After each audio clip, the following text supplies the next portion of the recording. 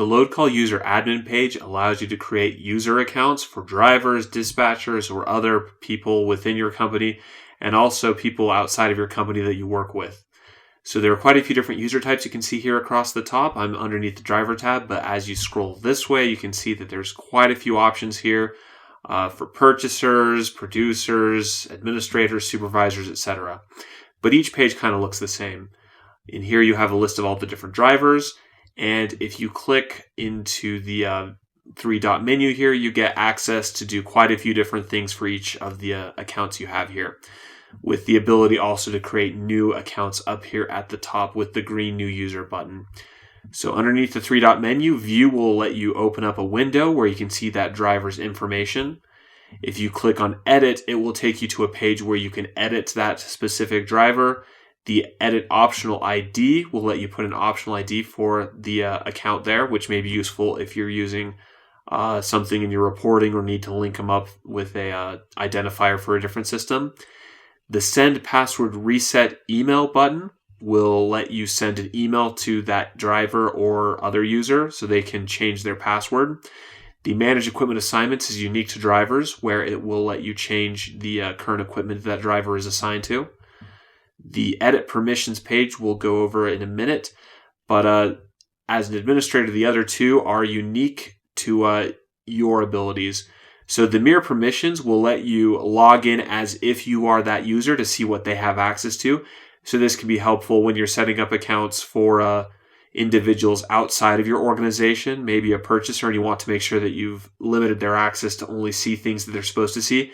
The Mirror Permissions button will let you log in as the that user and see what they're seeing, as well as the ability to see what pages they have access to in addition to the content on those pages. And then obviously the deactivate account will lock the accounts of those specific or that specific account so they can no longer log in again. So that's all the options underneath this window right here. And probably the most important that we'll cover next in the video is the Edit Permissions page. The User Permission page lets you change what access your account or the account you're editing will have access to.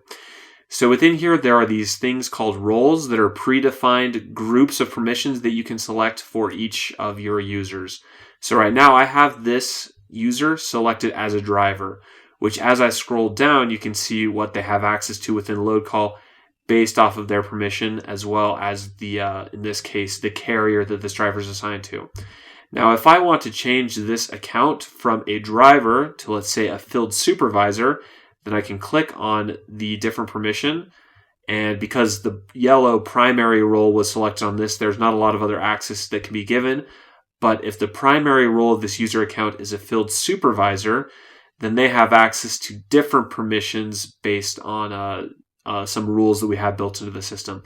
So if they're a field supervisor, you could set them also to be a driver as a secondary role, so they could be driving as well as supervising. Or you may give them also the ability to do some dispatch work. And as I give them different roles, if you come down here, you can see that they have access to different permissions.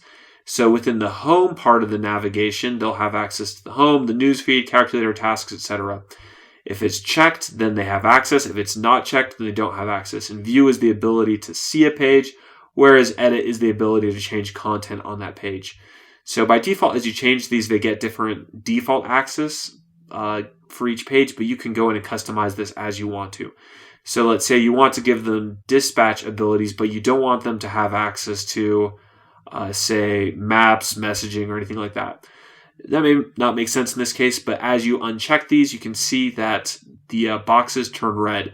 All that the red means is that it is contrary to the default. So if I were to come in here and say they have the ability to view and edit tasks, that is red because by default, these permissions do not give them access to these. So kind of just a warning there that the user type that you've given them has access to something they may or may not necessarily need. And you can see that some of these are also grayed out. So with these user types, field supervisor, driver, and dispatcher, they don't have access to go into the accounting system and change any of that, obviously. So I can't check on these, they're grayed out. But they do have access to these other things. So I'm going to go ahead and remove this, and I'll give this person the financial analyst user type. And you can see down here, the financial analyst does not have access to dispatch, but they do have by default full access to the accounting system. But once again, this could be customized to say, hey, this person, they solely do invoices. They don't change any of our accounting presets. They don't do settlements, etc. So you can change access on a case-by-case basis. And there are a lot of different pages in here, obviously, that you have access to. So if you have any questions, please don't hesitate reaching out to support to know how to change these permissions on a user basis. But this full flexibility lets you basically grant or deny access to individual parts of the software on a user-by-user basis. By default, you probably won't need to do that. You'll probably just say, if this person's a dispatcher and a financial analyst, they have access to all of that by default. But if you do need to change it, we do offer the full support capabilities to change things on a very unique case-by-case basis. So previously in this video, I talked a little bit about mirroring different user accounts so that you can log in and see what that user will have access to within LoadCall. And so I wanted to show that really quickly to make sure that you know how to use it, and also exit that mode so you don't accidentally forget that you've mirrored and then can't get back to your normal LoadCall view. So in here, you'll notice my menu bar has quite a few different options because my current account is an administrator. But what we're going to do is go into this demo driver and click on the mirror permissions link right here.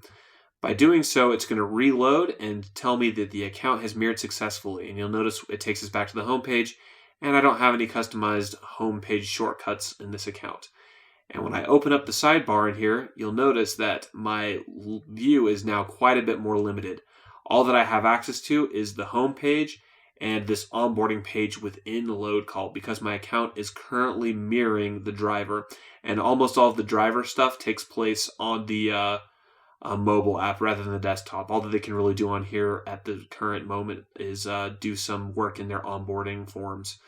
So you'll notice, though, when you open this side menu that we have this Stop Permission Mirror button over here on the side.